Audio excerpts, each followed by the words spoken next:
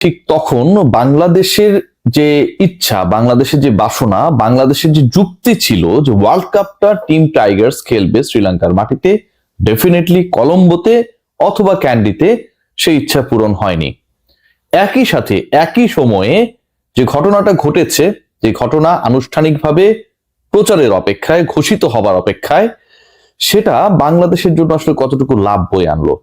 Bharat Pakistan match হচ্ছে এবং এই কলম্বোর প্রেমাদাস স্টেডিয়ামে সব ঠিক থাকলে এ মাসের মানে ফেব্রুয়ারির 15 তারিখে ভালোবাসা দিবসের পরের দিন এই ম্যাচটা অনুষ্ঠিত হতে যাচ্ছে। এবং এই ম্যাচকে কেন্দ্র করে সবশেষ যে বৈঠক লাহোরে হয়েছে, যেখানটায় Bangladesh cricket board president Aminul Islam Bulbul উপস্থিত ছিলেন, সেই বৈঠক থেকেই সিদ্ধান্ত হয়েছে পাকিস্তান তার অনুর অবস্থান থেকে সরে আসবে।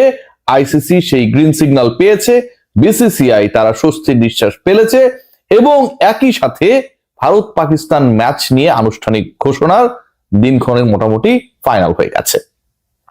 কি হলো ওই বৈঠকে? ওই বৈঠকের পর বাংলাদেশ থেকে হুট করে মধ্যরাতে কল পেয়ে আমিনুল ইসলাম বুলবুল ছুটে গেছেন, ভাইস প্রেসিডেন্ট ফারুক আহমেদ পর্যন্ত সেই ব্যাপারটা জানার সময় বা সুযোগ পান নাই। এমন কি ঘটলো যে কারণে অবশেষে বরফ করলো ইন্ডিয়া পাকিস্তান ম্যাচ বাংলাদেশের জন্য, যারা ভারতের বিপক্ষে খেলবে না সেই পাকিস্তান খেলতে রাজি হয়ে গেল।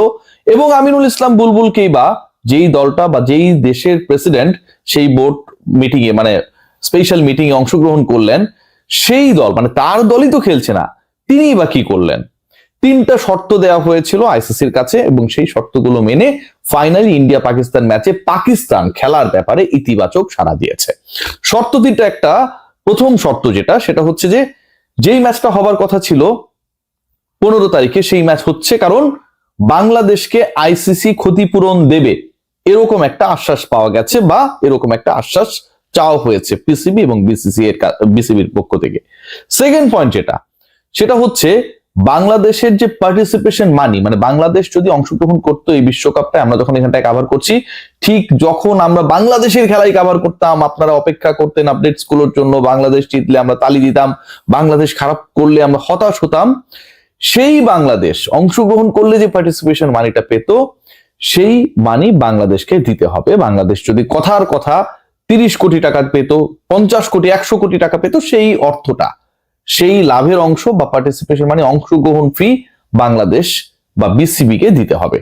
থার্ড যে পয়েন্ট, বাংলাদেশকে বৈশ্বিক ইভেন্ট আয়োজনের আরো সুযোগ বাড়িয়ে দিতে হবে।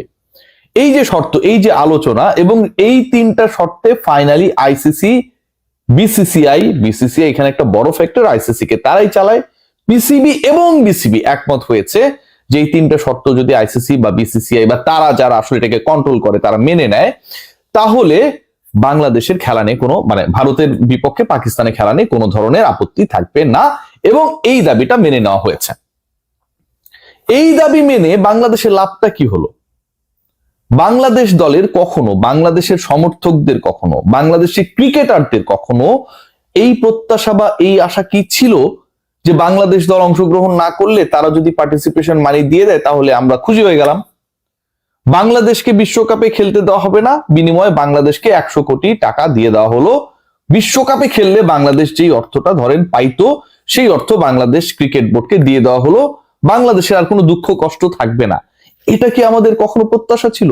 এটা কখনো আমাদের ডিমান্ড ছিল? নাকি আমাদের ডিমান্ড ছিল যে বাংলাদেশকে বাংলাদেশের চাহিদা মতো, বাংলাদেশের প্রেক্ষাপটের যৌক্তিকতা মেনে যেন শ্রীলঙ্কার মাটিতে খেলা দেওয়া হয়? সেটা দেওয়া হয় নাই। এখন টাকা দিয়ে বাংলাদেশকে কম্পেনসেট করা হচ্ছে। একবার ভেবে দেখুন যে ভারত আর পাকিস্তানের ম্যাচ মাঠে করানোর জন্য যত ধরনের নেগোসিয়েশন হলো, বোর্ড টু বোর্ড ডিসকাশন হলো, 3টা বোর্ড এবং আইসিসি, বিসিসিআই, পিসিবি, বিসিবি এবং সাথে আইসিসি, মধ্যরাতে বুলবুলকে ফোন করে লাহোরে নিয়ে যাওয়া হলো, কত কিছু হলো, কারণ 15 তারিখের ম্যাচটা খেলাতে হবে। এত কিছু শিকি অংশ কি হয়েছে যে বাংলাদেশের খেলাগুলো যেন শ্রীলঙ্কায় খেলানো হয়, সেই ব্যাপারে এই দুর্যোগ কি হয়েছে? বিসিবি একটা মেইল পর্যন্ত করেছে। পিসিবি বা এসএলসি যারা এটার সাথে জড়িত হয়ে গেছে যে ভারত পাকিস্তান ম্যাচ যেন হয়, তারা কি একবারের জন্য বসার চেষ্টা করেছে বিসিবির সাথে? বিসিবি, আইসিসি, বিসিসিআই সবাইকে নিয়ে কোন সমন্বিত প্রয়াস ছিল যে বাংলাদেশের লিটন কুমার দাসের দলটা যেন মাঠে নামতে পারে? সেই প্রেক্ষাপটে কারো কোনো প্রচেষ্টা ছিল না, কিন্তু নিজেদের স্বার্থে, শ্রীলঙ্কার স্বার্থ, কারণ তার দেশে ভারত পাকিস্তান ম্যাচ হবে, সে রেভিনিউ জেনারেট করবে। পাকিস্তানের স্বার্থ, সে বেশি অর্থ দাবি করেছে ভারত পাকিস্তান ম্যাচের রেভিনিউ থেকে। ইন্ডিয়ার স্বার্থ, বিসিসিআই এবং আইসিসি একই মুদ্রার এপিট ওপিট। সো ভারত পাকিস্তান ম্যাচ না হলে তাদেরও লস। কিন্তু বাংলাদেশের স্বার্থ কোন জায়গাটা আসলে রক্ষা হলো? 100 কোটি টাকা, 50 কোটি টাকা, 200 কোটি টাকা দিলেও বাংলাদেশের এই 2026-এর বিশ্বকাপ ফিরে আসবে না। বাংলাদেশের 2026 বিশ্বকাপকে নিয়ে আমাদের যে স্বপ্ন, আশা, প্রত্যাশা, এক্সাইটমেন্ট ছিল, সেটা ফিরে আসবে না। তাহলে বাংলাদেশের লাভের জায়গাটা কোথায় হলো? আমিনুল ইসলাম বুলবুল যে লাহোরে গেলেন, মধ্যরাতে তাকে যে ফোন করে লাহোরে নিয়ে যাওয়া হলো, ইনফ্যাক্ট সেই বৈঠকটা আমার কাছে মনে হয় যেভাবে হয়েছে, সেটাতে একটা বিষয় মোটামুটি পরিষ্কার। সেই বিষয়টা হচ্ছে যেন আসলে জুতা মেরে গরু দান, আমরা যেন ওই টাকাটা পেলেই খুশি। 3 নম্বর শর্তে বলা হচ্ছে যে বৈশ্বিক ইভেন্টের কথা। দেখুন, এই যে বৈশ্বিক ইভেন্টের আলোচনাটা হচ্ছে বাংলাদেশকে বেশি বেশি, 2031 পর্যন্ত ওয়ার্ল্ড ইভেন্ট যেগুলো হবে, বৈশ্বিক আইসিসি টুর্নামেন্টস যেগুলো হবে, সেগুলোর শিডিউল ডান। 31 ওয়ার্ল্ড কাপ বাংলাদেশ এবং ভারত যৌথভাবে আয়োজন করবে, এটাও ডান মোটামুটি। সো যখন এই ব্যাপারগুলো অলরেডি ডান, এখন পর্যন্ত নেক্সট 5 ইয়ার্স এর প্ল্যান ডান, সেখানটায় 2026-এ দাঁড়িয়ে বাংলাদেশ এই 31 এবং 26-এর মাঝামাঝি কোন বৈশ্বিক ইভেন্ট আয়োজন করতে পারবে, সেটার নিশ্চয়তা কি আমরা পেয়েছি? সেটার নিশ্চয়তা আমরা পাই নাই। বাংলাদেশকে ক্ষতিপূরণ যদি কেউ দেওয়ার পরিকল্পনা করে, তার মানে তারা একসেপ্ট করছে বাংলাদেশের ক্ষতি তারা করেছে। সো বাংলাদেশের ক্ষতি যারা করলো, তাদের ব্যাপারে আমাদের কি নমনীয় হওয়ার সুযোগ রয়েছে? তার মানে তো বাংলাদেশের স্ট্যান্স ঠিকই ছিল যে বাংলাদেশ ভারতের মাটিতে খেলবে না। তাহলে কেন ক্ষতিপূরণ দিয়ে কম্পেনসেট না করে বাংলাদেশের খেলাগুলো ঠিক যেভাবে ভারত পাকিস্তানে ম্যাচ খেলানোর চেষ্টা করা হয়েছে, একইভাবে বাংলাদেশের খেলাগুলো যেন শ্রীলঙ্কায় নিয়ে যাওয়া হয়, সেই চেষ্টাটা কেউ করলো না।